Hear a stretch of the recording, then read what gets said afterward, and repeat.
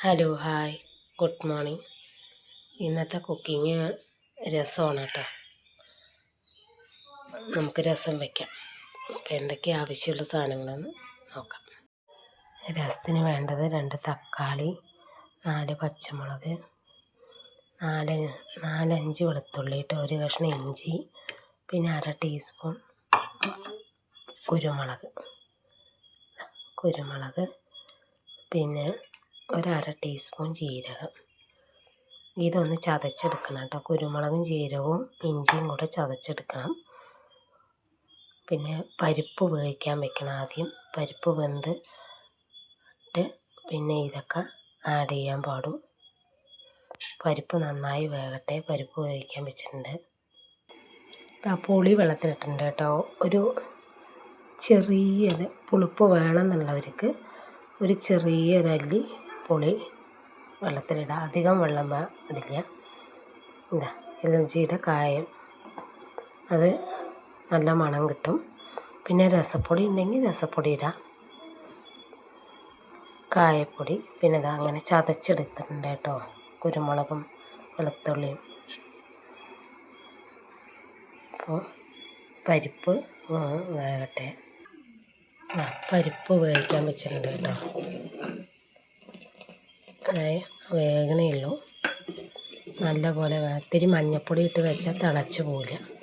മഞ്ഞൾപ്പൊടി ഇട്ട് ഇത്തിരി വെളിച്ചെണ്ണ ഒഴിച്ചാൽ പരിപ്പ് നമുക്ക് തിളച്ച് പോവില്ല. തിളച്ച് കഴിഞ്ഞാൽ അതിൻ്റെ സ്വാദ് പോകും.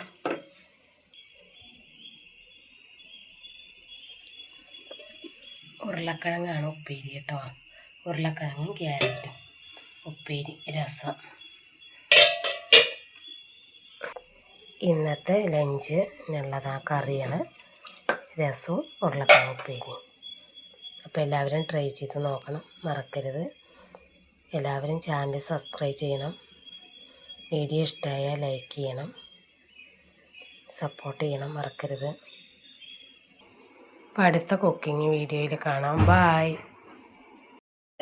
രസം നന്നായി തിളയ്ക്കുന്നുണ്ട് കേട്ടോ. പരിപ്പൊക്കെ വെന്ത് തക്കാളിയൊക്കെ നന്നായി വെന്തുടയണം കേട്ടോ. ഇതൊന്ന് നന്നായി വെന്തുടഞ്ഞ് കഴിഞ്ഞാൽ നമുക്ക് താളിച്ചൊഴിച്ചാൽ നമ്മുടെ നാടൻ രസം റെഡി. എല്ലാവരും ട്രൈ ചെയ്ത് നോക്കണേ. നല്ല നാടൻ രസമാണ്. നന്നായിട്ട് വേകട്ടെ.